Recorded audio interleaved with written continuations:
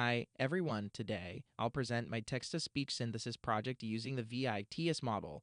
This project began in June of 2024 and was worked on with collaboration from Professor William Brent. I'll cover how text-to-speech works, specific algorithms including Tachytron, WaveNet, and VITS, the challenges encountered, and how I ultimately achieved my final result, which you are definitely not hearing right now. First, what exactly is a text-to-speech algorithm? Simply put, text-to-speech or TTS systems convert written text into natural-sounding speech audio. They combine natural language processing with digital signal processing to generate human-like voices. This technology has existed for decades, but newer algorithms have made voice synthesis models more and more convincing over time. Three significant TTS algorithms considered for this project were Tachytron, WaveNet, and VITS. Tachytron is an end-to-end neural network model that converts text directly to audio spectrograms. It uses recurrent neural networks to create speech that sounds natural and expressive. WaveNet, developed by DeepMind, generates speech audio sample by sample using deep convolutional neural networks. WaveNet produces high-quality results but is computationally expensive. VITS, short for Variational Inference with Adversarial Learning for End-to-End Text-to-Speech, combines the strengths of end-to-end models like Tachytron and the expressive, detailed audio of WaveNet. It uses a variational autoencoder VAE and adversarial training like GAN to produce very realistic speech from raw text inputs.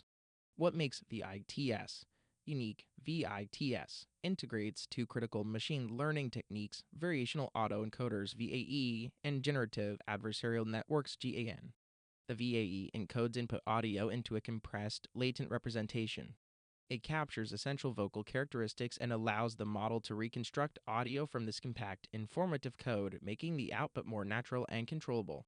GAN involve two neural networks, a generator that creates audio and a discriminator that evaluates authenticity. They compete against each other, significantly enhancing the quality and realism of the generated speech. Combining VAE and GAN, VITS effectively captures complex vocal nuances, delivering exceptionally realistic and expressive synthetic voices. However, due to its complex neural architecture and intensive computational requirements, running VITS on personal hardware, such as my 2019 MacBook Pro equipped with a 2.4 GHz 8-core Intel Core i9 processor, is practically impossible. The processing power, memory, and especially GPU requirements far exceed what personal laptops offer. Therefore, I turned to American University's High Performance Computing HPC facility. The AU HPC is a powerful cluster system featuring advanced GPUs, specifically NVIDIA L40 GPUs, designed to handle intensive machine learning workloads. It has multiple CPUs, ample RAM, and high-speed storage, making it perfect for running computationally demanding algorithms like VITS. For training, I referenced the LJ Speech Library, a widely used dataset in voice synthesis research. It consists of approximately 13,100 short audio clips from a single female speaker reading passages from nonfiction books. These clips are recorded in mono with a sampling rate of 22,050 Hz and a 16-bit depth. Its consistent single speaker quality makes it ideal for training voice synthesis models. The VITS algorithm was trained on using what I have called the Lammas J-Speech library. It is roughly half the size of the LJ Speech library, at 5,137 audio samples of my voice that are otherwise one-to-one with the audio files and samples found in the LJ Speech library. A smaller sample size likely led to a less convincing model than might otherwise have been achieved, although the final product still seems to be compelling. When attempting to deploy VITS on the HPC, I encountered several challenges. Initially, there were compatibility issues due to mismatches between CUDA and PyTorch versions. After thorough debugging, I found the ideal pairing was CUDA 11.8 with PyTorch 2.1.0. There were also configuration issues regarding batch size and memory allocation. Adjusting batch sizes and disabling FP16 training resolved memory-related crashes. Additionally, issues arose from incorrect file pathing and symbolic links, causing file not found errors. Fixing the symbolic links and correctly pointing paths resolved these issues. Ultimately, through careful debugging and adjustment, I successfully trained the VITS model on the HPC. Training deep neural networks involves the concept of epochs and runs.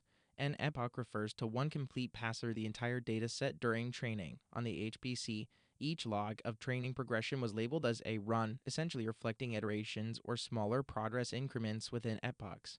For this project, the final goal is to train the algorithm for 20,000 epochs, a high number necessary for achieving a convincingly human-like voice. Currently, as you hear this presentation, we have reached 5,000 epochs, indicating that the speech quality we hear today is expected to become even better as we approach our goal. Here are some earlier versions of the algorithm in training. Here is the project after several epochs. Here is the project after a dozen epochs. Finally, here is the first intelligible iteration.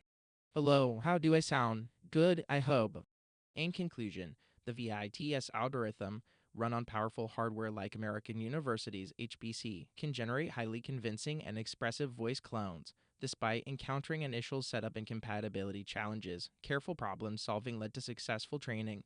The voice synthesis quality already achieved is remarkably convincing, and ongoing training promises further improvement.